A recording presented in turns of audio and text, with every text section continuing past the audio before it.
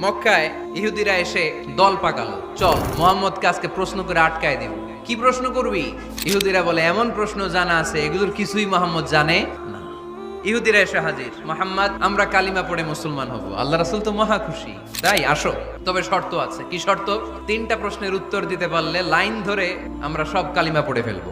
তারা প্রশ্ন শুরু করলো। প্রশ্ন নাম্বার 1, মা হুয়া রূহ? মুহাম্মদ বলো তো রুহু কারে বলে?